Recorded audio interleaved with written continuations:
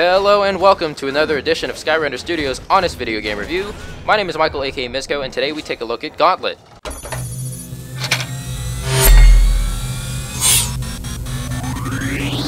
Gauntlet was first released back in 1985 in the Atari and was one of the first ever multiplayer dungeon crawler arcade games. There have been multiple releases of Gauntlet, but the most memorable, for me at least, was Gauntlet Legends, released in 1998. I remember waiting to play this one in the arcade with friends, and the amount of rage and fun that soon came was worth every quarter I threw at it. But today, we have Gauntlet 2014, and it's been 9 years since the last installment. So the question is this game as good as we all hope it is? As with every game, there's the good and there's the bad, and here at Skyrender Studios, we want to give you the best and worst highlights of every game in every honest video game review because, let's be honest, nobody cares about a first look video when somebody's mumbling fillers for 30 minutes trying to get you to watch the whole thing. So with that being said, let's get right to it. The best parts of the game are as follows. For what it's worth, the graphics are fantastic and achieve a good and proper look for this game. Another thing I loved is that this game really truly stuck to the arcade-style dungeon crawler. No gimmicks, nothing crazy, just straight fun and to-the-point gameplay. On that note, this game for the most part is pretty casual gamer friendly in both concept and controls, unless, however, you choose the mage, which leads me to my next point. The mage class is not a pew-pewer, and I love it. One of my biggest pet peeves with dungeon crawler games and RPGs in general is that the mage class is always the most overpowered and easiest to play. This edition of Gauntlet does away with that by giving you a class that really takes some time to be mastered. I'll give you a brief rundown of how the mage works now. The mage has, in total, 9 different unique abilities at their disposal, which is more than any other class has on its own. In order to use these abilities, you need to activate them by pressing 2 buttons, one after the other. For example, the space bar is for fire, the shift is for ice, and right click is for electricity. If you press space twice, you get a standard fireball. If you press space and then shift, you get a sort of fiery sprint or teleport. Shift and then space will give you a frontal cone freeze ability, whereas right click and then space will give you something different. Now, you could go about playing the mage in a fairly simple way, utilizing only a few of the 9 abilities, but a mastered mage makes a huge difference, especially when playing with a team.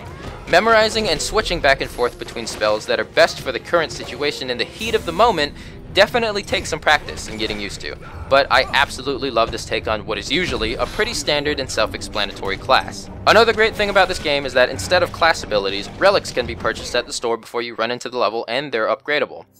Most of the relics are pretty useful, but I will say that there are a few that I would definitely call the best. Although this should be pretty standard in a game like this, I felt like I should still point out that the difficulty scales with the addition of other players, and this game is controller compatible. Although I couldn't get the rumble to work on my wired Xbox controller, but that could very well just be due to my controller and not the game. Another thing I liked are that you and your team's lives are determined by killing things. Straight gore, straight business. This doesn't matter too much, but I thought that the classic mode was really neat, wherein they throw a pixelated filter on top of the game and let you get to it old school style. And the last, and one of the biggest things I love about this game, is that it has local co-op. Words cannot express how fantastic it is to see a game come out that's just not a complete money grab, and to see it function properly, and to just have it be as it should be. Up next are the worst parts of this game, but before we get into that, I just want to thank you for watching this video this far. If you're enjoying it, please make sure you click that like button below and throw us a subscribe while you're at it. We put out videos like this whenever we can, and we make sure to give each game a proper review by putting some good and real time into them before we give our final word. So, without further ado, the cons. One of the things I didn't like was that the gear is purely cosmetic. I feel like although this is an arcade style game, there should have been slight passive boosts on the gear that they could have easily taken from some of the relics, or if they're going to have gear that's purely for cosmetics and boasting and bragging rights, which they are, they need to make them a bit more epic and distinguishable from the stock costumes. Right now, a large number of the purchased gear is barely noticeable. One of the biggest things that bothered me was that the camera has issues properly scrolling and maintaining a proper view on your characters and the world around you, especially when playing with another player, because we'd find ourselves regrouping but at the edge of a screen. What was beyond the edge of the screen? Monsters and death. The camera would adjust itself in a matter of seconds, but in a game like this, sometimes every second counts, especially in the middle of an encounter. And, well, that's it for the cons. It's been a really long time since I haven't had too many bad things to say about a game, but this is definitely one of those times. A big part of that is that this game didn't try to do too much, and for what it's worth, they really achieved something great by presenting the gaming community with a game that brings us back to our roots, meaning a game that's actually fun to play. This leads me to the last part of this honest video game review, my last thoughts. I'm just gonna go right out and say it, I love this game. It really brings me back to a time where gaming was a social and enjoyable thing. There are levels and encounters in this game that are truly rage-inducing, but in a nostalgic and fun way that challenge you as a player and as a team. Quick disclaimer, of course, this game needs to be played with friends. Let me say that again. Do not play this game by yourself. Although, when played alone, this game is still a decent amount of fun. An arcade-style video game like this really needs to be played with other people, preferably in the same room so you can all yell at each other at the top of your lungs. Oh my god! Oh shit! Oh my god! Move out of my way! Ow! Ooh, piece of candy.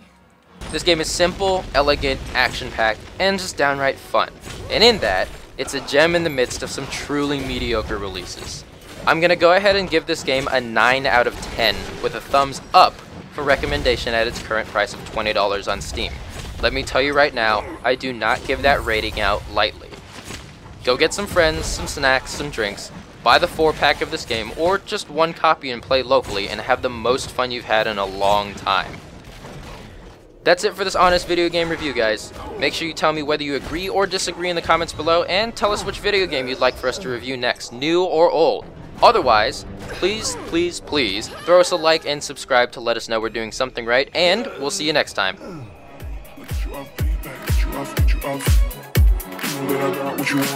Don't stop, let me have a sexy skinny body.